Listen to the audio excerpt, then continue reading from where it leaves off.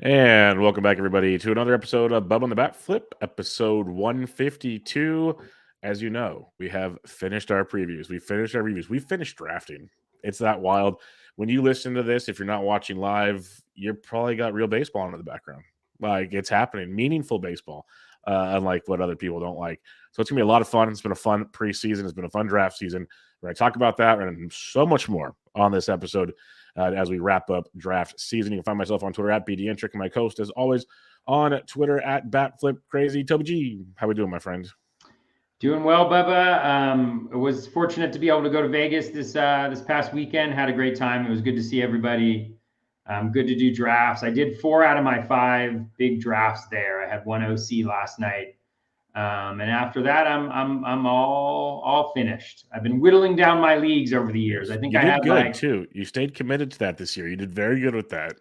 I did. I'm a little proud of myself. I mean, it still seems like I have a lot because I have 7 Fab leagues, but one's TGFBI, one's BARF, and then I've got the 3 auctions, a main and an OC. But I think it was 2 years ago when I probably had my worst year too. I can't remember how many. I think I had like 14 or something like that Fab drafts, and that just was not an enjoyable experience. So last year I whittled it down a little bit more. This year I removed 2 drafts from what I did last year. So slowly but surely, kind of getting it down, being able to focus a little bit more, which is nice and all kind of part of the plan. So I'm excited. I'm excited for the season to start. It's wild that it's tomorrow. It is wild for sure. Like, I wrapped up my OCs earlier today on Wednesday. So my draft season's done. 23 NFBC leagues, but only 6 Fab. That was nice. My whole thing was, when I started drafting, I wanted to do like have one slow draft going at all times just to keep my mind fresh on what's going on. I was doing like $50 NFBC 50s. I wasn't breaking the bank. I just wanted to slow grow it to continue to watch, like getting ready for it. So come the heart of draft season, I was ready to roll. So yeah, it's fun. It's a shame because we love drafting, but this is what we do it for, to play baseball and watch it and make it work.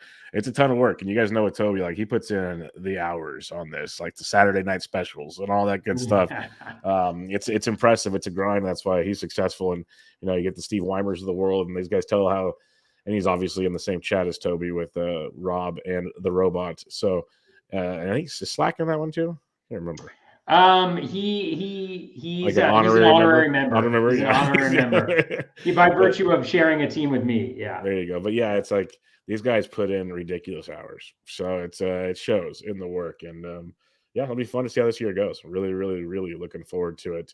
So on this episode, we do our final episode before the season's always player shares and some other goodies. So we'll talk about a few players that we have rostered in many of our leagues. Bold predictions, a few of those each, and some FOMO players, because that's the fun of this, Toby. We do all the research, we do all the work, we talk about the players, we do the drafts. You look back and you go, I have none of this player, or just like very, very, very little of this player. And I know I liked this player. I know I talked about this player. Or it's just those little things. And so we'll mention a few of those as well. So let's get into player shares. We'll talk about a handful of these. Toby, I'll let you go first. You can pick it, like you said before the show. It's a good idea. Just kind of mix and match. Pick who you want that you have high amounts of shares of. So I'll let you have the floor. Who is the first player you'd like to discuss on your player shares? Yeah, a player I have in 6 leagues, which is, I guess, 66.7% of my leagues. I also did 2 DCs this year. And a guy I have on 4 of my 5 big leagues is, and you're going to be sad about this, Dodgers relief pitcher Brusdar Graterol. He is my spec of the year.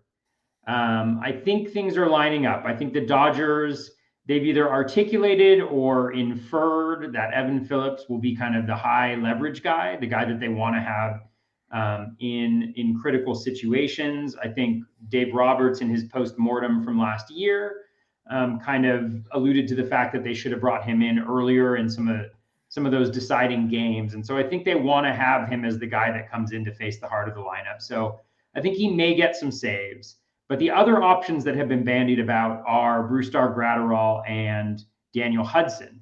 Now, Hudson isn't going to be back until late April. So it could be that he takes the reins. I mean, he was kind of the guy that was going to be the closer towards the end of last year before some injuries sidelined him. Graterol got a couple saves when Kimbrel was struggling a little bit. But I really think Gratterall is that guy. He doesn't have the strikeout ability that you would generally think about from a closer. And so I think that's kind of the one strike against him. But he's been such an effective reliever for a long time. Well, I guess I should say like he was an effective reliever last year. But he doesn't really walk guys, right? He had 33 innings 2 years ago where he had a little bit of a walk issue, but outside of that, you're at 5% or lower. He does not give up hard contact. You know, he's only given up, he gives up about half a home run per 9. So 1 home run every 18 innings.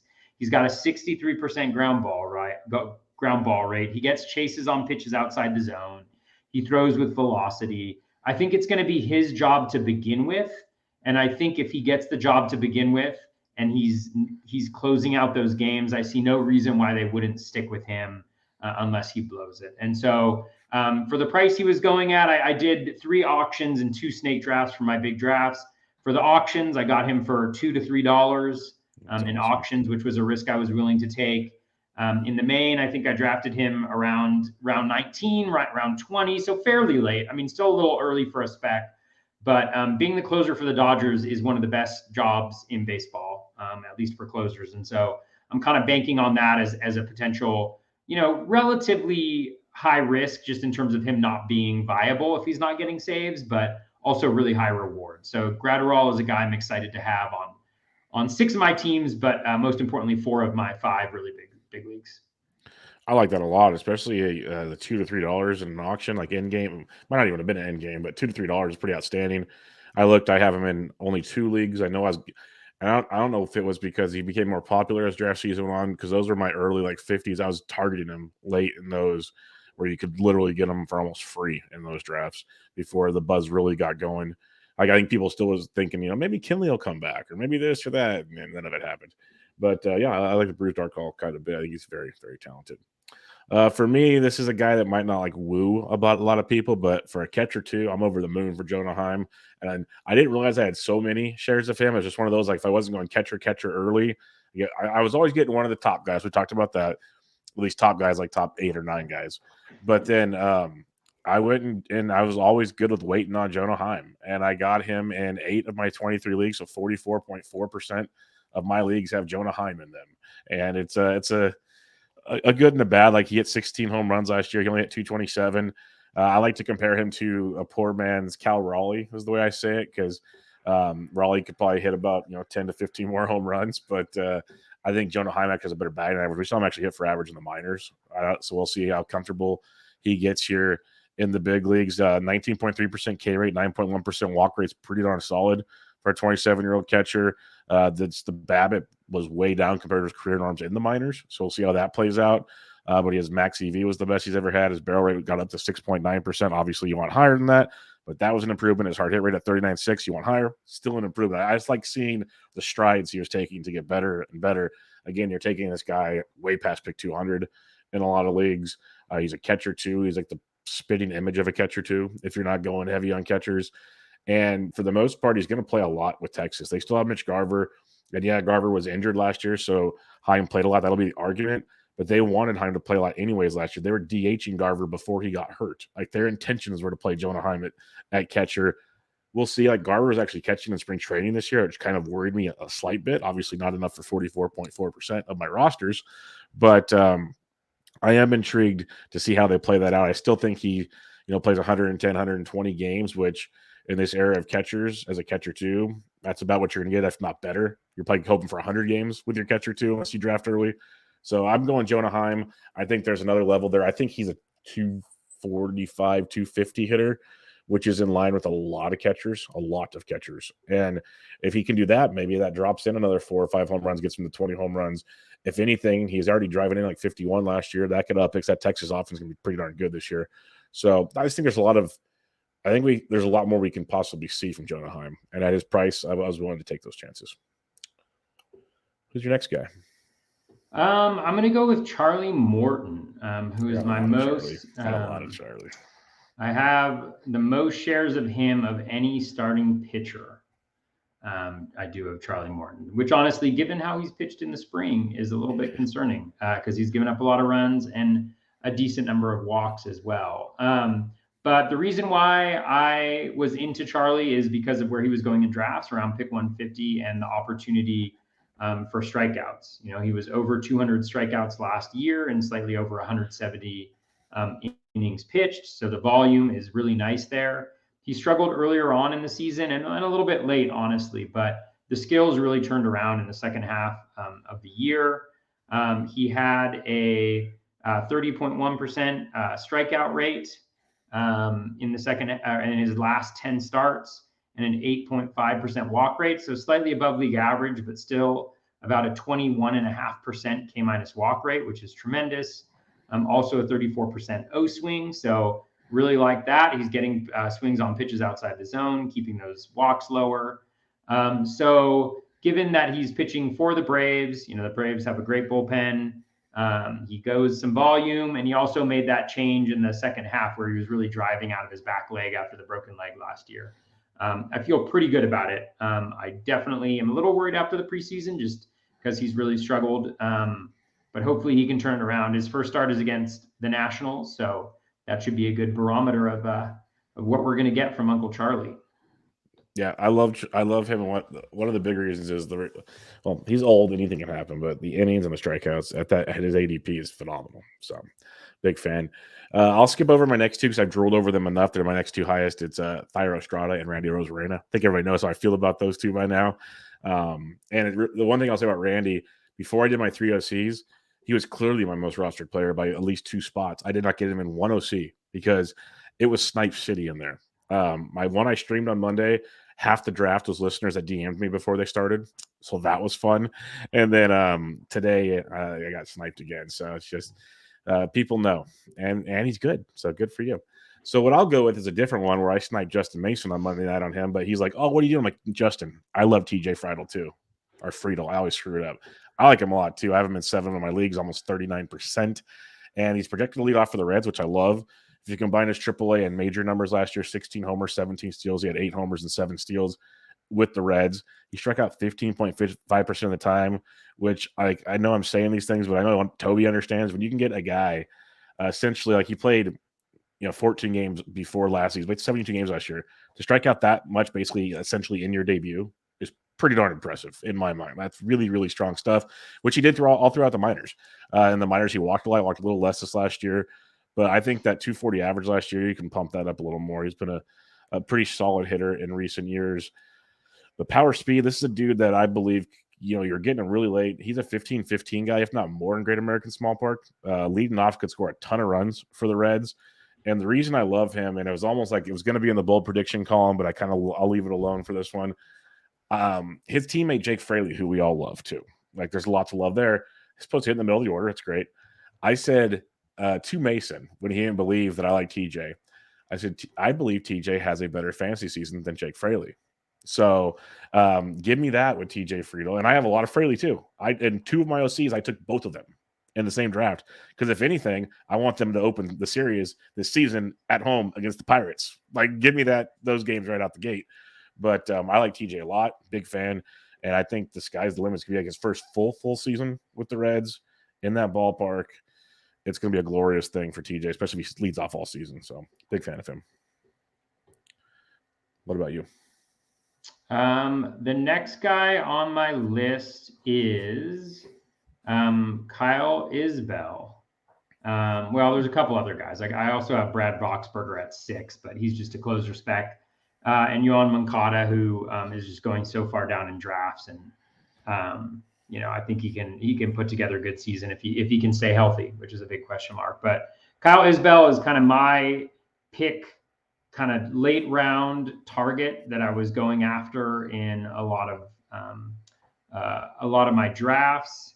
I actually got him more. I got him more in my snake draft. I think I got him in the main. And the reason why I like Isbell is, he's the starting, I think, center fielder for the Royals. He may be platoon, which is a little bit of a question mark for him, but when you look at the projections, in the BatX has him in 410 plate appearances with 9 home runs, 16 steals. So you're looking at like 13 and a half home runs and closer to 24 steals, from a guy that you're getting really late. And I love the underlying metrics. The plate discipline is pretty good. The contact rate is better than league average.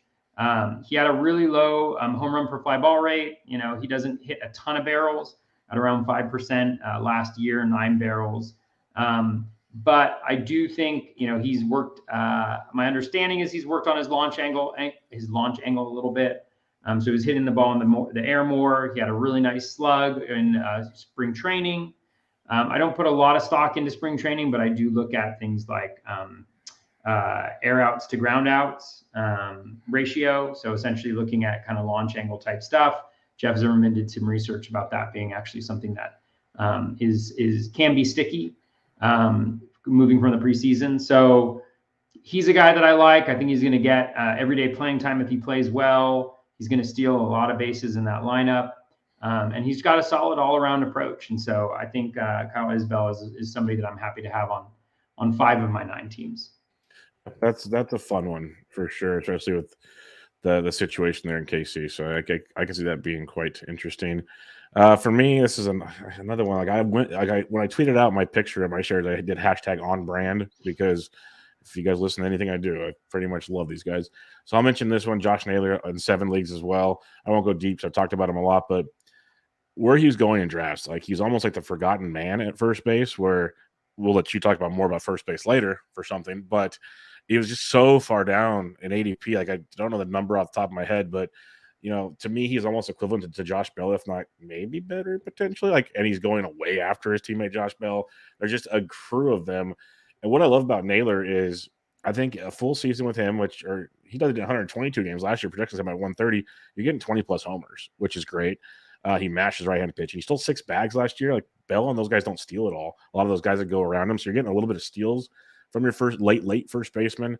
And he provides a decent average, 256. It's not great, but in this era of baseball, that's solid batting. Has good plate skills, great power for a guy going that late in the draft. I'll say great power for him. And I just think he's a much better player than he goes undrafted. So I have him I've met either at corner infield or utility even on a ton of my teams. He's just littered throughout my rosters because they've said they're going to do their best to get him and Bell in the lineup as much as possible. So I know some people are concerned that's why he was falling. I can see that aspect of it. They're worried about playing time. I'm taking the chance is what it comes down to. I think he's going to play unless it's a week with a ton of lefties. Yeah, you might be in trouble. But like I said, he's my corner infielder, my utility. I'd better have another option at that point in time. So I love Josh Naylor. Big Naylor fan. Yeah, me too. I have Naylor on 5 of my 9 teams as well. He was actually next up on my list too. So, yeah. And I'll talk about him a little bit later. Gene Segura is the next one on my list. I didn't love second base this year, but I was totally fine waiting until later in the draft. I loved Segura. Batting average, double-digit homers, although Miami Park could be pose a little bit of a challenge there. And then the steals. I mean, last year he had 13 steals in 387 plate appearances. So really was aggressive on the base path last year. He's going to be hitting 6th for the Marlins, which isn't like the best thing in the world, but not the worst. It's actually a really nice stolen base position. Maybe he'll drive in a few more runs, get a little bit more of a green light on the bases, and with steals getting a little bit easier this year. I like the possibility of him stealing 15 to 20 bases this year, which is really nice. And I had him as a pretty good bargain throughout drafts, and somebody I have on a number of teams. I think I have him on 3 of my 4 biggest teams. Actually, 4 out of 5. 4 out of 5 of my biggest teams. That's real nice. I like that quite a bit. Because we're kind of jumping around because I don't want to talk about William Contreras and Brian Bayo because, again, on brand on those ones, especially Contreras. So I'll do kind of something similar to your Gratterall. This player I drafted on 6 teams, so 33.3%, a third of my teams, basically got Jose Alvarado. And what I did with Alvarado for multiple things, and if you watch a lot of smart people tweeting about it, if you just look like Stuff Plus or you look at XP-FIP or whatever it is Alex Chamberlain uses, or just all these metrics that kind of basically say how good a pitcher really is outside of his main numbers. Alvarado, especially in the reliever department, ranks very, very high. And I've always been a fan of Alvarado. When he struggled a lot recently, it was the control. He was walking guys. When he's not walking dudes, he's filthy. He's striking guys out. He's creating weak contact. The reason I grabbed him, and one thing I'll just open into this one, in my fab leagues, my last like 3 to 4 rounds, not every time, I did a lot of just late relievers, because this week kind of I want to maximize as many innings as possible on this short week. So I'll throw that caveat out there right out the gate. The other thing is with Alvarado, it's a mix of closers in Philly, and I think Sir Anthony's the guy for now. I'm not saying he's not.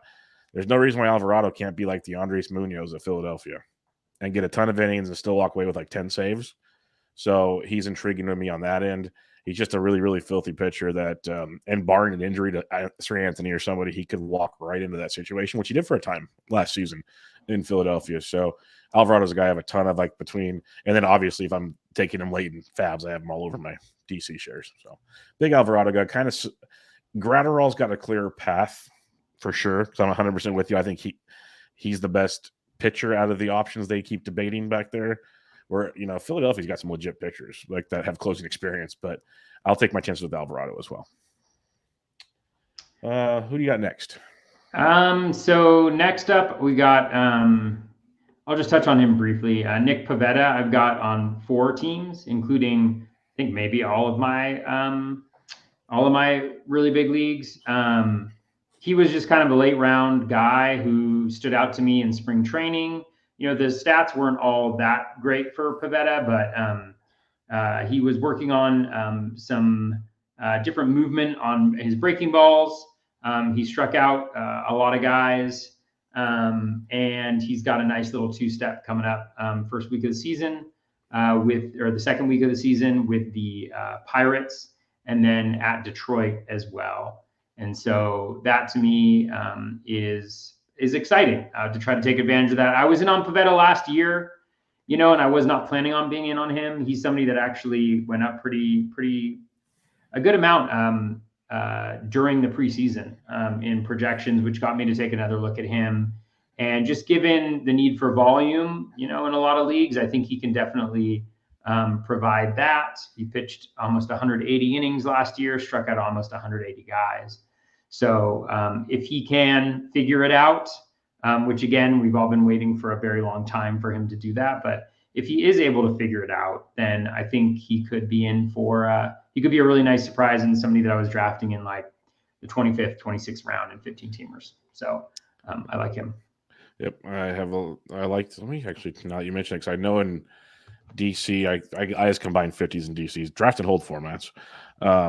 I had Pavetta. I got him in 4 leagues. I guarantee they're all draft and hold leagues. Just for a lot of the reasons you mentioned, I'll take the chance late, and hopefully he figures it out. That could be a gift. The next guy I'm going to mention, because if you're a regular listener to my content and usually Bubba and the BatFlip, you'll know I am not a Blake Snell guy at all. But I have said on our previous shows that I did like the developments we saw last year, so on and so forth. Biggest thing, can you stay healthy? Can you throw innings? Okay, I'll throw that caveat out there. He's on 6 of my teams, a third of my teams. And I believe they were all earlier in draft season. I know that because he's not on any of my OCs, my last 3 drafts. Not because I didn't want him, just the way the drafts fell. But what I like about what I'm seeing from Blake Snell is on the season, 3.38 ERA, 3.21 xFIP. That's great. 128 innings, 24 starts. That's actually not bad for Snell if he can somehow sneak a few more. But 171 Ks and 128 innings pitched. That's an electric factory. 32% K rate, 22.4% K to walk. The walks are still a bit of an issue. But here's what I really, really like to see from Blake Snell. He got the late start to the season due, of course, to injuries. But he pretty much, for the most part, stayed healthy for most of the season. But from All-Star break on, July 23rd on, he had a 2.19 ERA, 2.73 xFIP. He went 7-5 in 14 starts, 105 Ks.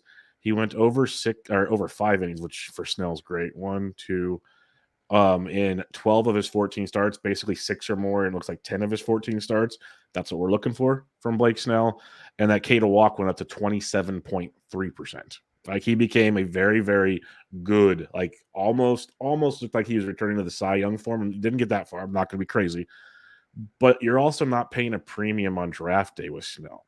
And that's what I like about Blake Snell. He could be your third or even fourth pitcher, depending on how you draft.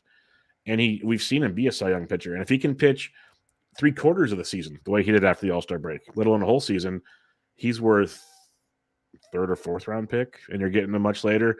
So he's one of those guys. And again, it's a lot of ifs with Blake Snell. I'm not going to sugarcoat it, but you also aren't paying the premium for it. So I took those chances on Snell earlier in draft season. I was willing to gamble a bit because also if you kind of miss on early pitching, even when he's not pitching many innings, he's striking out a ton of guys. His strikeouts are just elite, and that's one thing that are hard to find the deeper in drafts you go. So I have a third of my teams have Blake Snell on them, which might surprise many people. Let's do one more each here, Toby. Let's have a little fun. Who's your next shares person? All right. The next, I'm going to share a group of guys. Okay. Share a group of guys that are kind of the core of my teams because they're not like the first round picks, the second round picks, the third round picks, but they're kind of guys that are going towards in a little bit of higher rounds, higher rounds where you're paying a hefty price for them and you're really expecting that they're going to carry your team.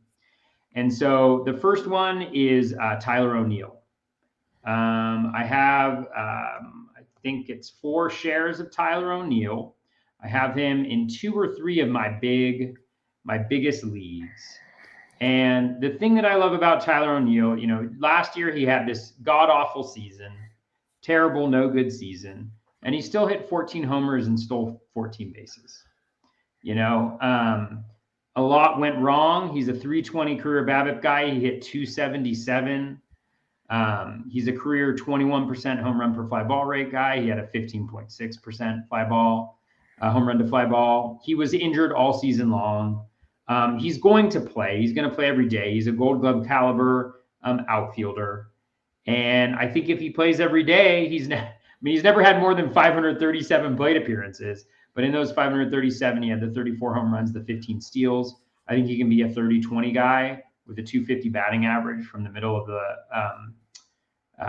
from where he's being drafted. And I absolutely just love the power speed combination from him. So again, even if he repeats last year where he goes 383 plate appearances with 14 and 14, I can live with that because I can stream in replacement value for the remaining, 250 plate appearances. And when you combine whatever that is with whatever he produced, you're still getting a really good player there. So that was player number 1. Player number 2 is Ryan McMahon. I love Ryan McMahon this year.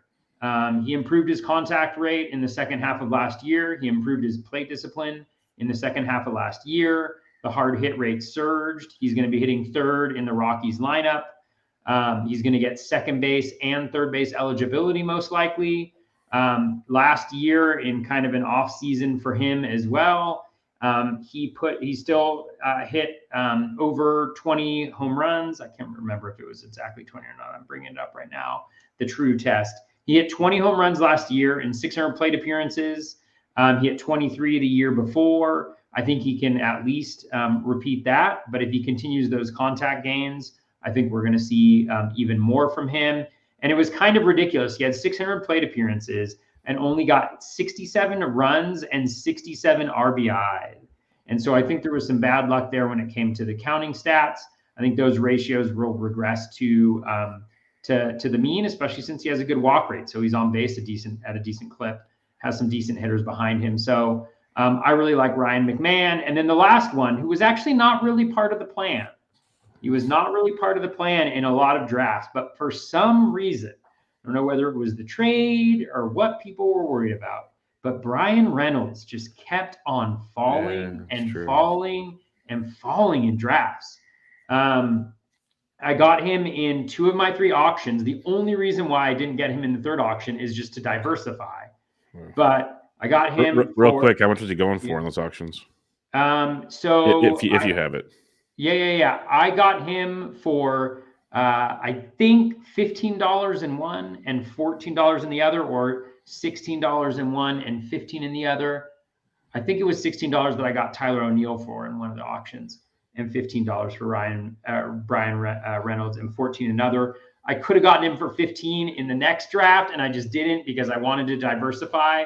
But here's a guy who, outside of the very shortened season, 2 straight years of 20+ home runs, 5+ steals, hitting in the middle of the Pirates lineup, which again is not the greatest lineup in the world, but he's in the ideal position there. He's a switch hitter playing every day. He's hit 300 twice in full seasons. He hit 262 last year with a reduced BABIP compared to what his career is, 30 points under the average.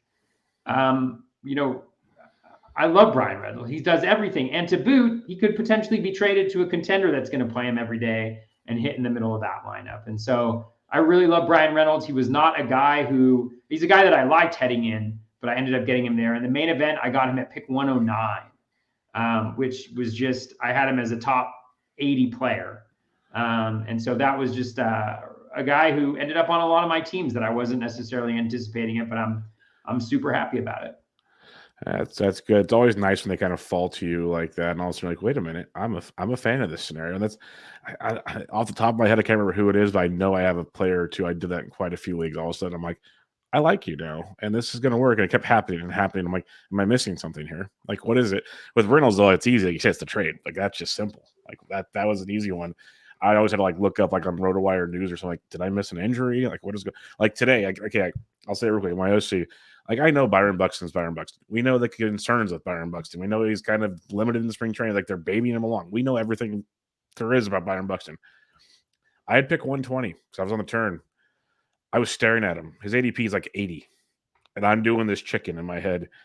And then he went at 119, and I just like exhaled. I'm like, thank you. Because in my brain, I'm like, we all know how good he could be. He could. He's never done it, but he could. And I'm sitting there at 120, like, that's kind of worth the risk territory at that point. But it's always nice when that decision's made for you. So for me, I already mentioned Rosarena Contreras. You guys know him, but a couple, like Toby was saying, like for me, Jeremy Pena, I have him in 33.3%, 6 of my leagues. He's a guy I already liked before the Altuve injury, obviously, because I was drafting him early on. I took him late. Now he's leading off, which makes him even more valuable to me until Altuve comes back. But he'll hit for a decent average. I think his pop's legit because it's built for that ballpark, as bad analysis as that is, but it's true. We've seen it with these guys. It just, there's no real explanation. It works for these dudes. Plus, he's got more power than you think, so it'll travel, but he's going to get plenty in that park. But more importantly, he's going to score a ton of runs at the top of that lineup, and he's going to steal bags. He's going to run. And why I loved him, and it was always him or Adames, because right after those two guys, that shortstop thing, Cliff just dies. Like it takes a big dive until you get to like your Javi Baez, if you want to take that chance, and other guys we've talked about on the show before. But for like that tier of like pretty solid starters, it just drops after those guys. So I was always going for Adames or Pena. Somehow I ended up with a little more Pena than Adames, even though I'd rather have Adames.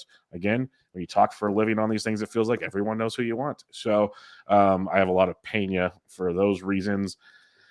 Nick Gordon, I have in 5 of my leagues, 27.8%. I liked him before, again, all the Twins injuries, but now like there's a clear path to playing time for Nick Gordon, which is beautiful to see between second base, outfield. He should play a ton. We've talked about him on this show a lot last year, how the power is starting to develop. There's like a lot of good things. Barrels per home runs way off. Like there's a lot to like potentially about Nick Gordon. So he's another one I like. And then I'll name one more just for fun. I'll do this for you, Toby. It's only in 4 of my leagues, so 22.2%. But I'm going to throw it out there. I have a lot of guys at 4, it looks like. Wow. And a lot of it's early round guys. This one's a first-round guy. This one's for you, Toby. I have Garrett Cole. He's my number 1 ace pitcher. It's only in 4 leagues, but you know how hard it is to get Cole because you have to be at the back end, basically, to make it work. And I felt like I was like 7 or above in like every draft. So I'm getting Kyle Tuckers and stuff like that, so it's trickier. But if I had to pick an ace, I was picking Garrett Cole as 4 times because I wasn't taking him in any DCs. It's all pretty much in fab format. So that's for you. I got some Garrett Cole action out there. Yeah, well, I wish I had more Cole. I tried to get more Cole, but I only ended up getting him in one of my big leagues. So he went to pick before me in my main, and then he went for, I got him for $40 in one. I got Matty Moe beat me to him for 38 in another auction, and I didn't go above because I didn't want to overstock Cole, but I only ended up getting him in one. And then Sean Johnson got me to 39, and I wasn't going to go to 40. for a second draft in a row on Cole. So I may regret that because I feel like a big season is coming in. But what can you do? You were 10th in your main, right? 10th pick? 12th. 12th? Oh, and he went in 11? Yeah, he went in 11. Yeah. I actually had planned my draft where I was not going to get him. It wasn't a problem, but it was interesting for sure. Yeah, it's crazy. We were talking before the show how these ADPs, man. It's every draft is its own puzzle. It is. You have a rough idea. The ADP is a rough roadmap, but does it go off the rails at times? All right, let's talk some bold predictions. And again, for you listeners, don't come out and go, "Oh, that's ridiculous." This is just fun. This is just goofy. Let's have some fun. And if it happens, baseball fans and fantasy players would rejoice. It'd be so cool. So let's have a little fun with it here. Toby, we're going to do 3 bold predictions each. So Toby, what is your first bold prediction? All right. My first bold prediction is that Miguel Vargas will be the best fantasy baseball rookie in all of baseball this year. And this is a bold prediction because Corbin Carroll is going in the top 45, at least in the mains. Recently, Jordan Walker is pushing into the 100s. And honestly, I don't understand. I mean, I understand the Carroll thing. I don't necessarily understand the Jordan Walker thing. Obviously, I think Julio excelled last year. Julio has had a very different level of success than Jordan Walker previous to him making the big leagues. If you look at the projections, so if I actually take 600 plate appearances for each player, Miguel Vargas was one of the few players that I actually adjusted his playing time up because it's clear that he's the starting second baseman. He's playing every day. So I bumped it up to 550, which made him like player 120, 130. If you give each player 600 plate appearances using the projections, you just using the projections, which are not foolproof, obviously, but just using the projections. Player number 95 in all of baseball, Miguel Vargas at $15.79. Mr. Corbin Carroll with 600 plate appearances, $15.71. Player 96. And then who knows where Jordan Walker is? I'm scrolling and scrolling and scrolling. Player 166 with 600 plate appearances. Whether that'll be the case or not, I don't know. I mean, these could be totally wrong. I do think the Walker love is interesting to me just because there is not a single projection system that likes him, at least close to his draft cost. The projection system that likes him the most is ATC, and it has him hitting 254 with 13 homers and 12 steals in 523 plate appearances. So it's not a terrible line, but I don't think it's enough, and I'm a little worried he's going to strike out a bit too much against good pitching. So that is my first bold prediction. Miguel Vargas will be the most valuable fantasy baseball rookie in 2023. I hope you're right, because I took him in the last 2 drafts. I got him in a couple drafts too. Let's do it. I'm with you on that one. I like it a lot because he's first base. He's going to get second base eligibility. So just all the goodness all over the place there. My first bold prediction, this is another on-brand move, and I got sniped so many times in the last couple of weeks on this player. So, man, I love you. I love you, listeners, at the same time. Sometimes I'm very angry with you. You took my boy. You can take a lot of people from me, but you can't. Rowdy Tellez is just mean. It's just mean. It's cruel. We resemble the same figures. He's from Northern Cali. He's from the Sacramento area. Come on, let's go. Yeah. So Rowdy Tellez, and I've said this in a roundabout way on other shows. We saw the year last year with 153 games, 35 home runs. The average is down. The BABIP was horrific, but you look at the quality of contact metrics, through the roof. Amazing stuff. It's what you want to see from Rowdy. All the X stats say massively unlucky. Blah blah blah blah blah. So I'm planting the flag on Rowdy, because he's going to play a ton. They played him versus lefties last year. As long as they can do that, he's going to play 150 games. Projections have him around 130. So that's boost those up, folks. That's some confidence in the big man. Hit 35 home runs last year. Again, kind of unlucky. Let's be honest about it. I have Rowdy Tellez winning the National League home run title. I could have left it at that and walked away. That's bold enough. But you guys want bold. He does it with hitting over 50 home runs. Rowdy Tellez goes big boy this year. You guys had fun with Aaron Judge. Can you imagine that tubby guy jogging around basics, smiling, all the time.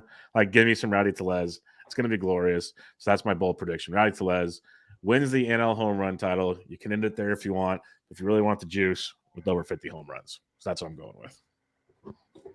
Nice. All right. Bold prediction number 2, probably not surprising for those who know me or know that I drafted him at pick 19 or that I'm wearing my Phillies hat today. JT Realmuto bests last year's 2020 and goes 25-25 as a catcher and is a top 5 player overall in fantasy baseball. The reasons for this are simple. Number 1, I think the projections are under projecting his plate appearances.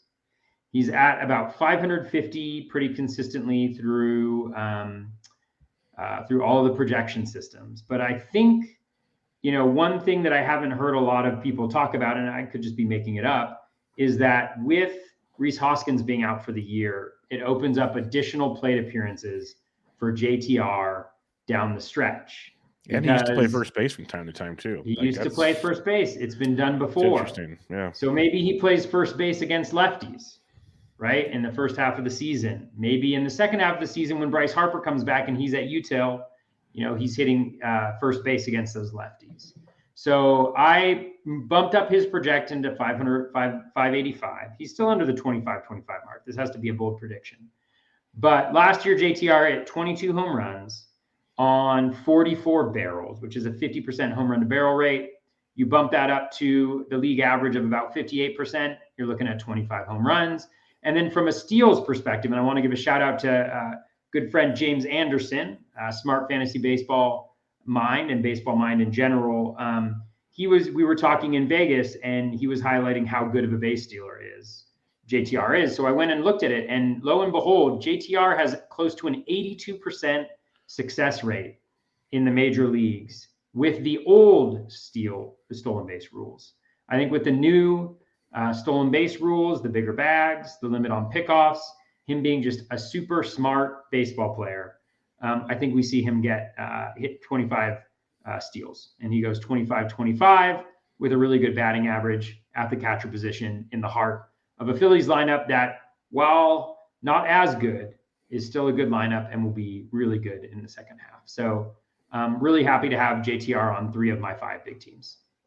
Yep, that's understandable and expected on this show. And it's ironic because we kind of filled I didn't fill out the sheet on time, and I have it on the side. And my second bold prediction is one of my guys as well. So it's only fitting. And I do this because I've heard so much, he's got no power. The power's not legit, blah, blah, blah, blah, blah. Thairo Estrada hit 14 home runs last year, stole 21 bags.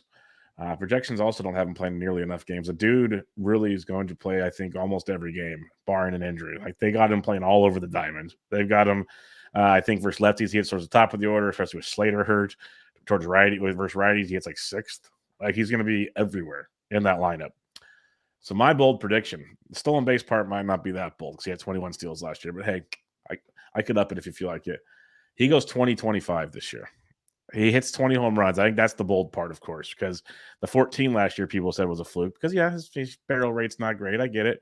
But what I point out with him is his max EV. He proves he can hit the ball hard when he needs to hit the ball hard. And we saw in the minor leagues and AAA. The reason I found out about Estrada a few years ago, besides being a giant prospect, was on Rates and Barrels when Eno and DVR would do like their minor league player of the week. There was one time where Thairo came up. I can't remember if he was still at the Yankees. I think he was with the Giants by then. And the StatCast numbers from AAA, they were off the charts for Thairo Estrada. So he can do it. He can do it. It's just a matter of clicking in the bigs. And I think it's going to happen sooner or later. And we're going with this year. So 2025, Thairo Estrada for the San Francisco Giants and my 39% shares of fantasy teams. All right. Who's your number? What's your third bold prediction? My third bold prediction is that first base is back, baby. I like it. There will be 9 first basemen that finish as top 75 players in fantasy baseball this year. And you might be saying, Toby, that's not a bold prediction. First basemen are all good. Well, when you look at where they're going in ADP, there is only 1, 2, 3, 4, 5, 6 of them that are going in the top 100 by ADP. So I actually, believe it or not, Bubba, I got Vlad Jr. in my biggest league this year. Your biggest league? In an auction. Was that your choice or Slack's choice? That was our collective choice. Every choice is our collective choice. But I was pro. I have Vlad as a $37 player this year. I do not go high on hitters, but I have him as a $37 player this year, and I got him for $33. And so I'm excited to root him on the tour of redemption. So I got Vlad Jr., I got Freddie Freeman, Pete Alonso, Paul Goldschmidt, Matt Olson, who I think is in for a huge year. I think that Matt Olson, I wanted to draft him so badly, but I love first base and corner so much. But I think Matt Olson has a Pete Alonso type of year from last year, where it kind of all clicks for him and he just goes wild. Ryan Mountcastle will be a top 75 player. Nate Lowe, top 75 player. And then the two you better say it. You better say coming from outside the top 100 picks. Well, actually, Mountcastle's going 144 and Lowe's going 124. Are Rowdy. Thank you. I was about to say we have a problem here. And out of, I don't know, left field or wherever he's going to play, Josh Naylor. Yeah, I knew it. Josh Naylor finishes as a top 75 player as well. High batting average, working on that launch angle, more home runs, steals a few bags, plays every day, outfield first base eligibility. We'll talk about him in the FOMO section. Yeah. So that's mine. Is first base is back. 9 first basemen finishing the top 75 in fantasy baseball value this year. And I'm not even looking at the first base list, but just the top of my head, like honorable mentions. You wouldn't be surprised if Josh Bell put enough together.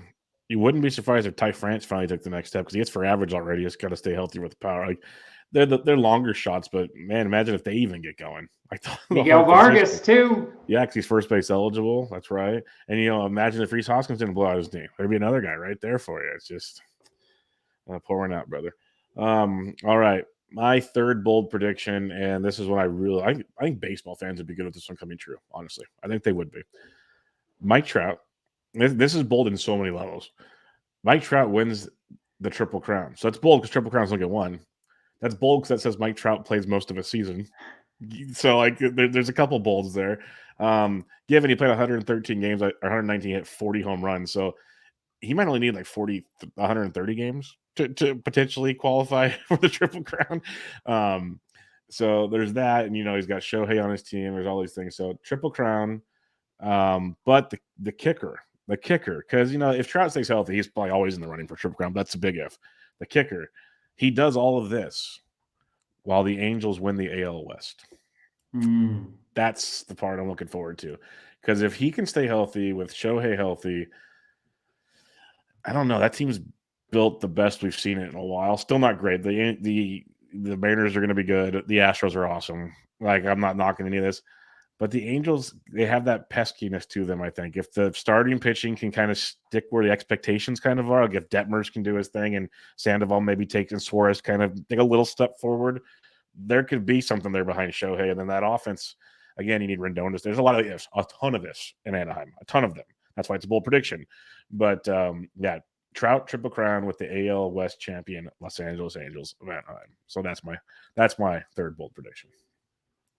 Be fun though. It'd be fun because it was great seeing those two guys in the finals of the World Baseball Classic. Let's get them in the playoffs, huh? Let's have a little fun with that. All right, now the fun. Well, they've all been fun. This has been a fun, relaxing show, actually. Is it normally a stressful show for you? No, that's not what I meant. That's not what I meant. It's usually more structured. Hey, we're talking about these players. We're going. This is more just let's have some fun with it. FOMO, and we all have FOMO. And I'm glad you mentioned this because we were just going to do the first 2 topics, and you're like, hey, throw some FOMO out there. Yeah, it's a good call. Good call. So who's your first? We're going to do 3 each. I know I doubled up on one. You probably might have a couple too. I don't know. What's your first FOMO? My first FOMO is a significant FOMO, Bubba. I'm not quite sure how it happened, but I don't have a single share of Dalton Varsho on any of my 5 big teams. I almost put him on mine because I don't either. I love catchers. Yep. I love Dalton Varsho. I think he's going to have a massive year. I was quite surprised, honestly.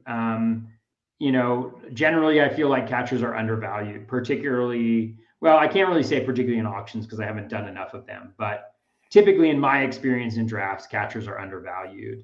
And in my first draft, they were. I got JTR for $25. I have JTR as a $30 guy. And then I got Sal Perez for 19. I have Sal Perez as like a $23 guy. But in my other 2 big auctions, I got priced out. JTR went for 28 and Varsho went for 28 in one.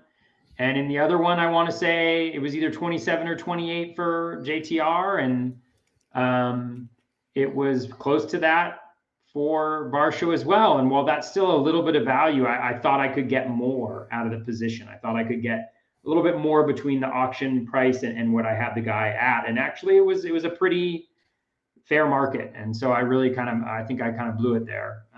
But not getting Varsho there kind of hurt. And so I don't have anything of Dalton Varsho. I do have him in one of my DCs. So it's not all lost, but honestly, that really it's not a drop in the bucket compared to the other leagues that I'm doing. So that makes me incredibly sad because I think Varsho could be absolutely massive. I'm with you, and I have no Varsho, and I was already bummed about that as I was. And then today, Rob Silver tweets out, like, I haven't projected for this, which would be like the best fantasy season for a catcher ever. But like, I'm just saying, Rob, you're a smart guy. I like you. I do. I have nothing bad to say, but can you not tweet this right now? It's like, that's like, it's not cool. Could you like save that for, bookmark it and then tweet it out when he does it? At least by then I can, see it type thing. But yeah, that one stung a little bit. So my first FOMO, and it's a double tap, and it's really ironic because it goes in line with your first base bold prediction. And that's why I kind of put these two together because, honestly, Freddie Freeman I have here, and I could have put Goldie too, but I have Freeman because I don't have any Freeman because usually I was taking like the Tuckers of the world, or I was taking almost a pitcher back there. It just never – it was the way drafts worked. It never worked out. I'm like, I'd be waiting for him around 2, and he'd go like right before me or something. I think he's in for a phenomenally. Like the power comes back. I think he's great. That's a simple one. People have talked about that. But what I put with him was Matt Olson. That's why it was funny when you mentioned him. I'm with you 100%. I can't remember who I was talking to the other day. I think it was in person actually too. I think he's in for a gigantic season, like a tremendous season. I don't think the average is ever going to come back to what we saw a few years ago because that's just not who he is. But I could see like 260, which would be awesome. I think it's the 45-ish home runs he hits. I think he's just going to tear the cover off the baseball. I know spring we're not supposed to get too excited about, but it looked effortless in spring. There wasn't a challenge in spring. It was just every time you turned your head, there's another Matt Olson home run. Like he's just as locked in as you've ever seen. And I think with that lineup, that ballpark, I'm going to regret not having much Matt Olson. Like that stings. But the thing is, like you kind of pointed out with the depth of first base, it was like, I was cool if I'm going to wait on a position, waiting on first base. But now we're going to find out. We've talked so much about take stats, not positions. We're going to see if I should have took stats, not positions in this scenario. Because I was taking a lot of Pete Alonso where I could have waited around and probably taken Matt Olson. That's going to be one I'm going to sit with the entire season and kind of been like, should I just gotten another outfielder or got like my SP1, get a Woodruff, get a Nola, something right there. Maybe take a chance on DeGrom if I'm feeling really weird, something like that. And then come and get Olson the next round. That's where it's going to be a battle all season in my brain. So, yeah, FOMO. I'll say Matt Olson. I'll get rid of Freddie. Matt Olson's my FOMO. Well, you mentioned Freddie Freeman. I actually have him on 2 of my 5 big teams. There you go. I think to get a batting average like that, it's so beautiful, man. Like it's I know you talk about it a lot. Ryan actually talks about it a lot. It's such maybe just everyone kind of knows it, doesn't talk about it. It seems like it's a very like underappreciated thing that Freddie Freeman does. And that's why, like, when you explain, that's why he gets drafted so high. Like he's every single season, it's like 290 or higher, usually over 300. That's what he does. Like clockwork. He is such a unique profile because he does that. And he also steals 10 bases, you know, and he's got a little bit of pop. He gets on base a ton. I just really wanted him this year. I felt like he was a great start. And believe it or not, in my main event, I went hitter. to start off with. I'm so proud I of did you. not draft. I went Freddie Freeman, JTR, and then I hit Gausman, Bieber, and Ray in my next 3 picks. That's the beauty of the pitching pool this year, though. Like, you can do it, and I remember when we first started doing our previews, and you're like, I still don't know. I don't know. I'm gonna look at it. But I'm like, you just look at the depth of pitchers. After like the top like elite 3 or 4, it's a pool of a lot of similarities. You can pick what you want. You want more strikeouts, you want this, but a lot of similarities in this pool. And it's a huge pool this year. And I think he did pretty well getting the 3, 4, 5. My wife just made a cameo on the pod. It's only fitting. I don't It's know if only you saw fitting. that. It took Yeah. 152 episodes. Yeah. It took 152 episodes. Okay. Who's your next FOMO? My next FOMO is Spencer Strider. I like Spencer Strider, not as much as some people. I really liked him. And I got 0 shares in all my leagues, I think. I don't think I got Strider in a single place. Is that right? That must be right. I think it has to be right. And that's painful, honestly. Yeah, that sucks. I really like him. He was pretty much my SP2 by the end of draft season. It took me a little bit to get there, but it was mostly because I wanted to see spring training and see how he was doing. Yeah. He was great.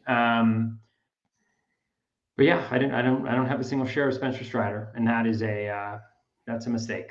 So yeah, I'm with you. I have one Spencer Strider. I have one Spencer Strider on a DC, but still. Not what you wanted. Oh no, I have him in TGFBI. Okay. There you go. My second FOMO, and this is more of like, I still believe in the concerns, but I'm starting to buy more into the risk reward factor of ONeill Cruz. The batting average is terrifying. I get it. But the talent level, the potential for power and speed that he brings to the table at a position we've talked about gets kind of dropped off at a certain point, and you're not paying a premium for him. The more like I went through drafts, and then he started going where people were taking him ahead of me anyways, even if I tried to circle him. But earlier in draft season, I could have got some shares of him probably. And that's one of those, I think, similar to, I just rooting and watching players. You want to see them have fun. I'm going to, like Matt Olson, if ONeill Cruz has a big year, it's going to sting. It's going to sting a lot because I let my bias see of a guy that has a horrible plate discipline, which he does, but it improved a little. That's me just probably trying to convince myself. But the talent level is legit, and that might be one. Like, unlike Wander Franco, who I'm still a believer in, like he's got to prove it because he's shown no signs of it to me. I think he's a better real life player than fantasy player. ONeill Cruz, I think, is probably a better fantasy player than real life player. Is the way I see it, and that's the kind of guy I should be taking chances on in drafts. And that's kind of I got too hesitant, too cautious, and that's FOMO for me is ONeill Cruz. Yeah, I think he's going to be great. I think he's going to be really good. Yeah. Who's your third FOMO? My last one is Josh Naylor. Now I have Josh You have Naylor a lot of shares. I have a lot of shares. I have him on 5. I have him on 5 teams overall. I have him only on 2 of my big leagues, and they were both the snake draft ones. I did not get him in a single auction, which are typically my biggest leagues. And I messed up. I just messed it up. And there's nothing more to say about it. I love Josh Naylor. He was going for $5 or $6 in the auctions. And I just played the cards wrong. And that's sad. Yeah, no, I get you there. My last one is, it's a similar name to the last one too, in a roundabout way. Tyler O'Neill. You mentioned him earlier. This one's going to sting because I don't have any shares of Tyler O'Neill. I looked up 0 shares of Tyler O'Neill, and I was trying for him in every OC. I had him circled. I was willing to push him up. It didn't matter. People were pushing him up as well. Once I kind of saw he was healthy, once I saw he was going to be the regular center fielder, probably everybody else saw the same thing, obviously. That's the blessing and the curse of doing drafts right at the end is early on you can take the specs. For now, we kind of have an idea. I think he's going to do for a big bounce back. He's healthy. This is a 2020 type dude, maybe even more. Like there's the power, maybe it's 30-20, 30-25. Like he's a very, very talented player. So this is going to sting. Here's another one. Like there's a handful of guys that we talk about it like when we recap seasons where it's you look at guys that win leagues and then it's like, man, I picked all these guys, but these like two guys were different type situations. If it comes down to like Matt Olson and Tyler O'Neill, I'm gonna be furious because I love these guys. But Tyler O'Neill's another one. I think he's in for a biggie, a very, very big season, and it's looking real good for him. So that's my other FOMO. Let's hope so. Guess what, Bubba? That's why I laughed when you mentioned him. I was like, yep. Bubba, some breaking news. Ooh, what do we got? Our beloved Sacramento Kings have made the playoffs for the first time in 16 years. And they're the 3 seed.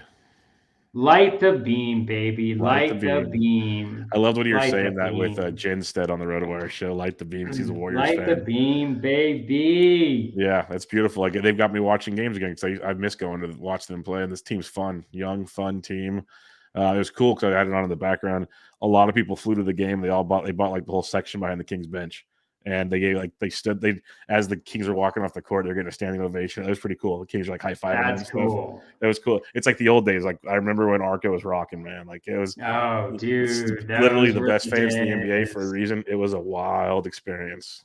Weber, Peja, Vlade, Christie.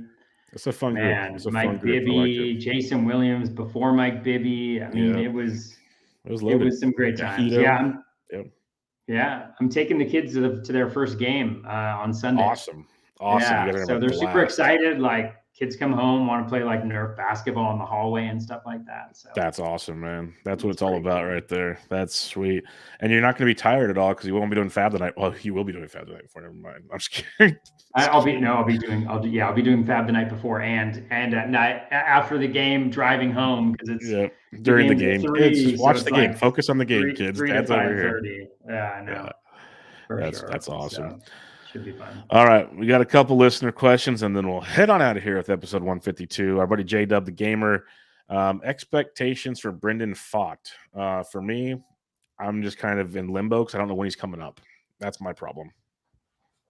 Yeah. I think he's super talented. Everything I hear, he's super good, super talented. I think the question is he out for a couple weeks or is he out for longer? You know, how does he pitch when he's down there? I assume that he'll do well. So he could be up quickly. So it's just a matter of patience and figuring out whether you have that. I think he can be effective. Let's see what we got. Just from he's very, very good. It's 100% because they put Dre Jamison in the bullpen, which is interesting. Like they didn't even send him down to keep stretched out. So it almost was like Fott would be the first guy up potentially, but you don't know what their D-backs are going to do.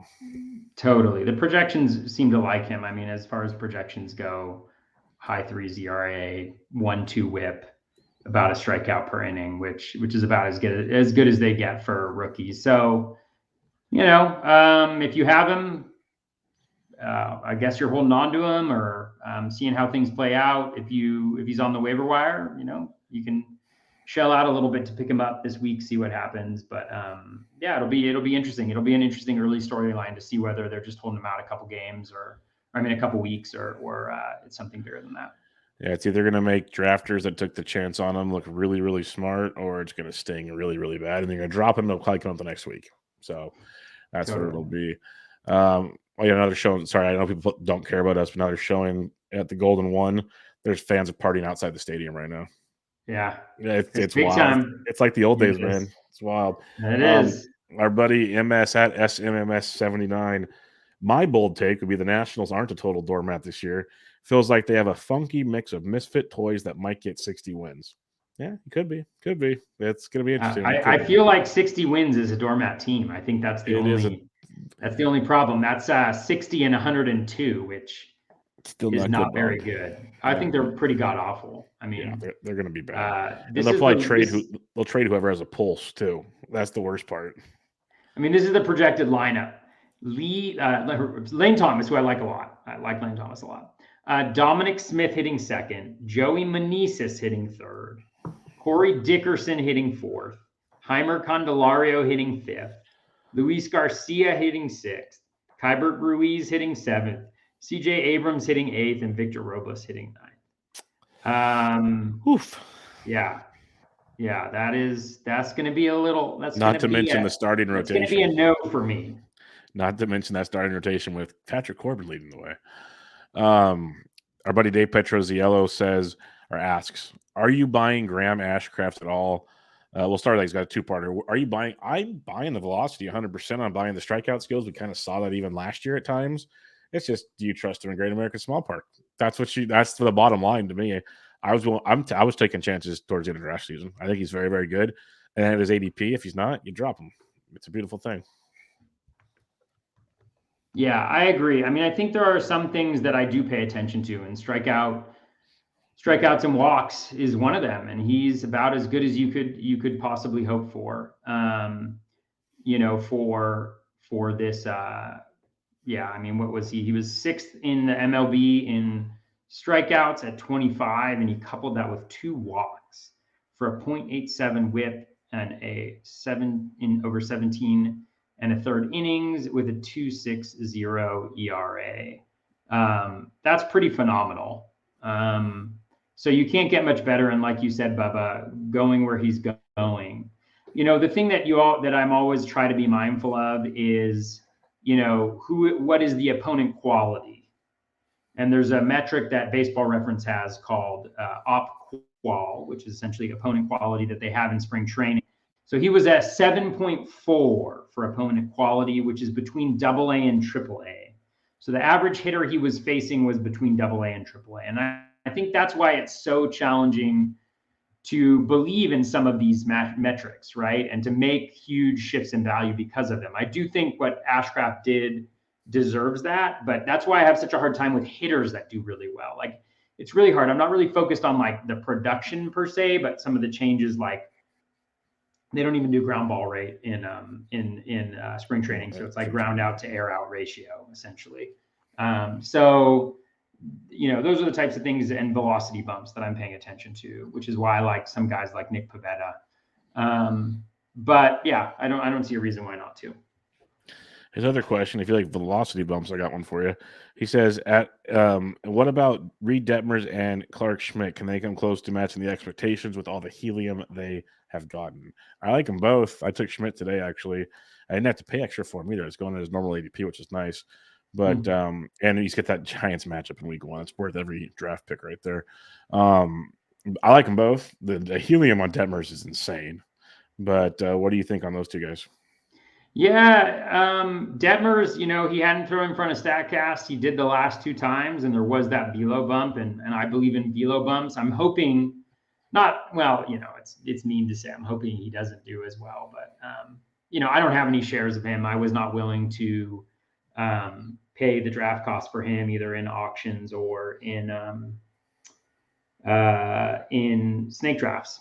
So yeah, so I didn't get him. Clark Schmidt, I might have one in a DC, I think, before the price inflated. I like Clark Schmidt. I think the cutter looked really, really good. He looked good in spring. I don't know how the results were, but I basically focus on velocity and then whiffs and CSW during spring, and he was doing really well on all of those metrics. So I like him. I mean, I'm sure Detmers will be fine. I think the walks will be interesting to see what he's able to do in that front. And the Angels don't have like a huge history of great pitchers outside of Ohtani. So we'll see how they do. Yeah, it's interesting. The development with Detmers from just last season, coming back from the minors, the slider usage to this offseason, now with the velocity, he's got the developments looked great. Now let's just see how it works, the whole way through. So I'm with you. I was buying in. The new price is getting a little tougher to buy in.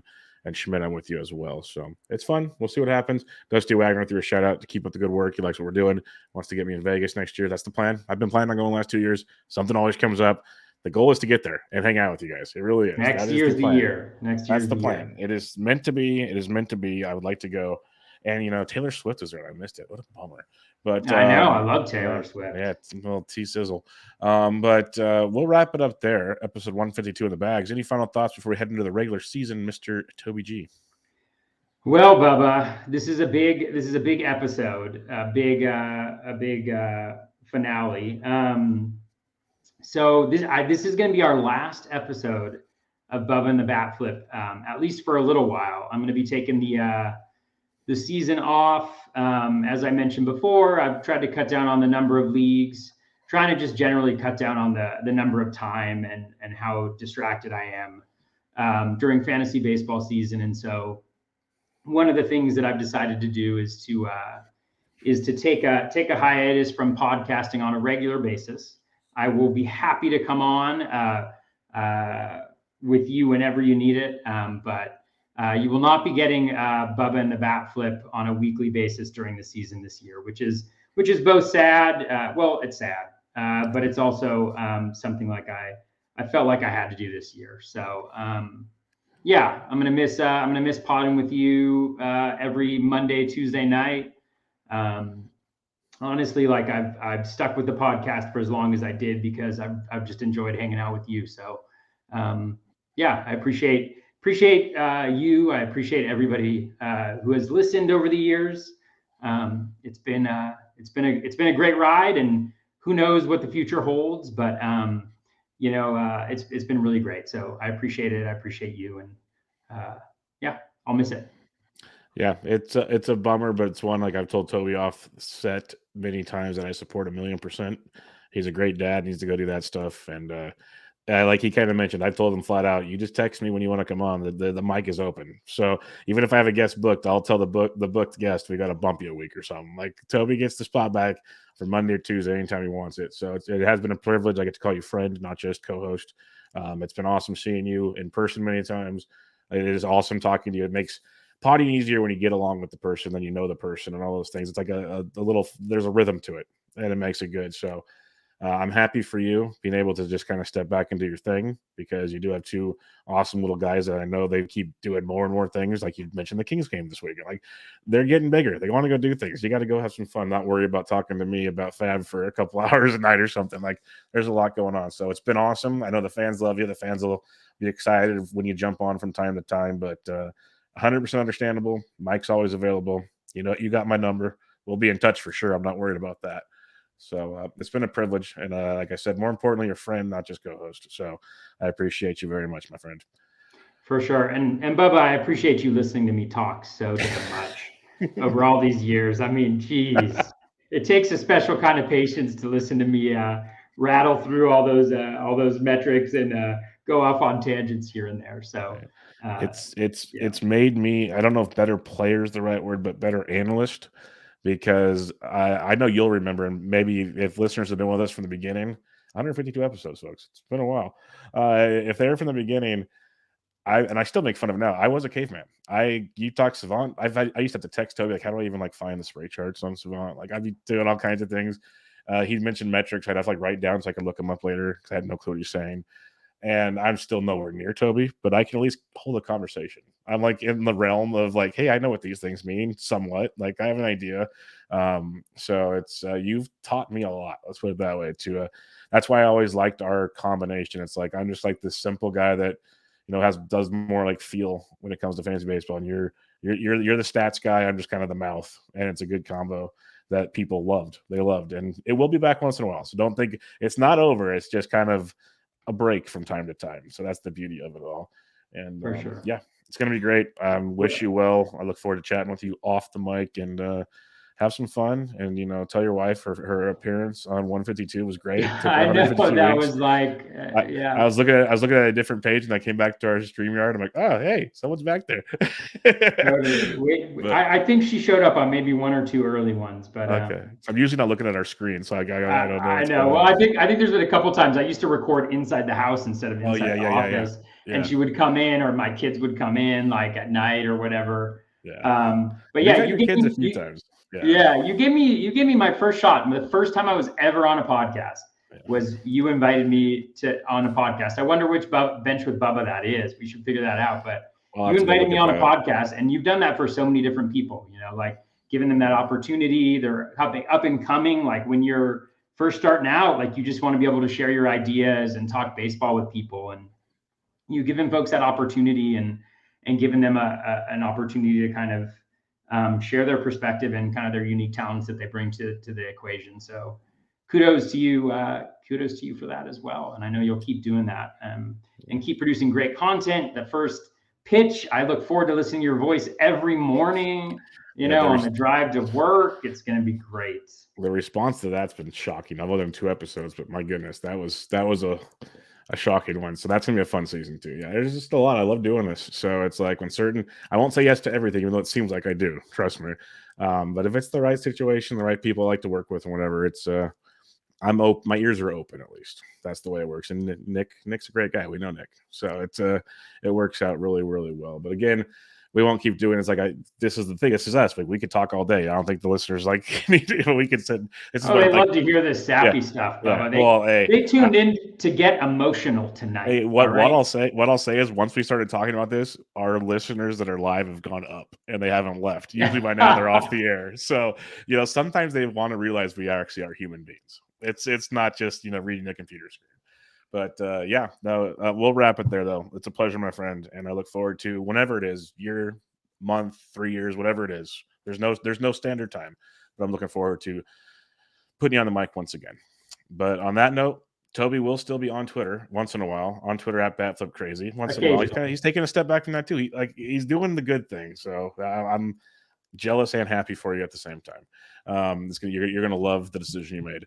Follow him on Twitter at BatFlipCrazy. I'm on Twitter at BDentric, and I will be back with you next week on another episode of Benched with Bubba.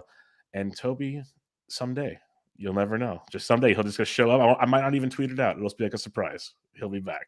So you guys have a good one. This is Bubba and the BatFlip, episode 152, the grand finale. Catch you guys next time.